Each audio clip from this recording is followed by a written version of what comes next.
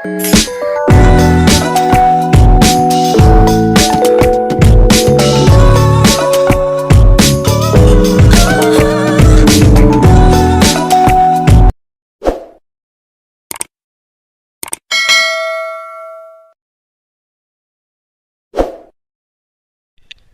and welcome back. This is video number 4, and we're going to talk about the ring, which is the strategy. So in the previous video we discussed why having different social media properties interlinked together can help Google see you as a brand who is sharing your content to your audience. In other words, these aren't just random backlinks, but links from big sites that are branded towards your company.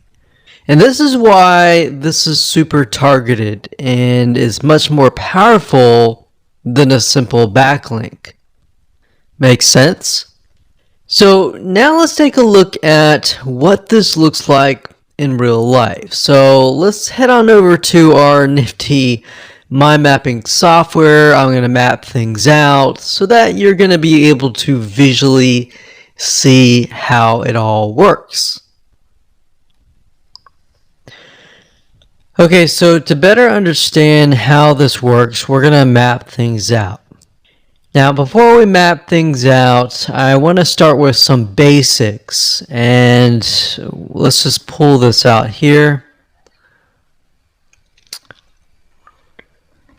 So essentially the concept here is, as you're building your brand, you're going to have many different social properties. And let's say, for example, this is the Facebook fan page. So that's your fan page. And we've got the YouTube channel over here because that is our end goal, is to have our YouTube channel get ranked higher. So essentially what we're doing is we're getting a backlink from this to here. And this could be Facebook, it could be Twitter, it could be Instagram, it could be any other social media platform. But it has to be branded towards you. It can't just be somebody else's fan page unless it is actually related.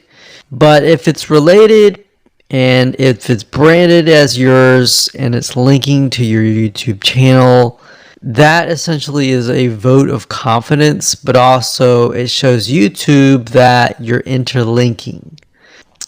So that's basically the concept here.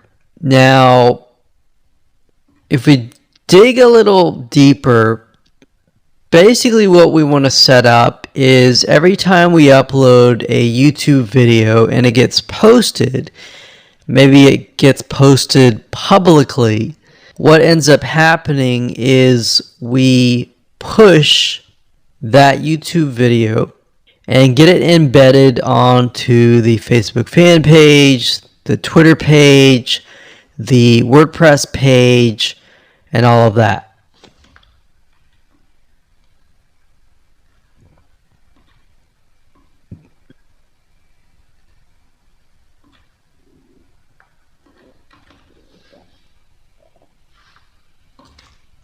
So we'll put Twitter,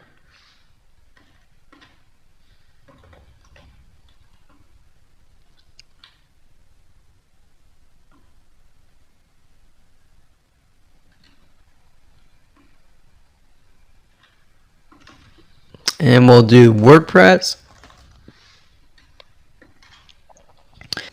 So as you can imagine, you've got the centerpiece here, you've got different social media platforms that are posted.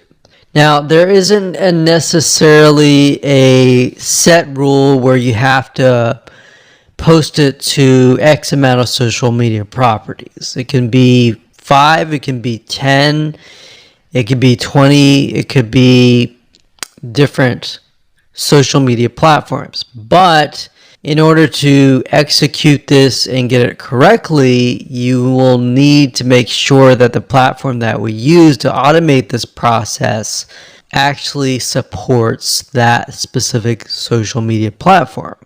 So essentially this is what works, and this is basically what it is. So obviously, in order to get this to work, you'll need to have a YouTube channel, you'll need to have the Facebook fan page, you'll need to have all these items in hand. So you'll need to have the username and password and all that. And we'll talk more about account creation later, but I just wanted to give you kind of a gist of what everything looks like and the visual map of it all.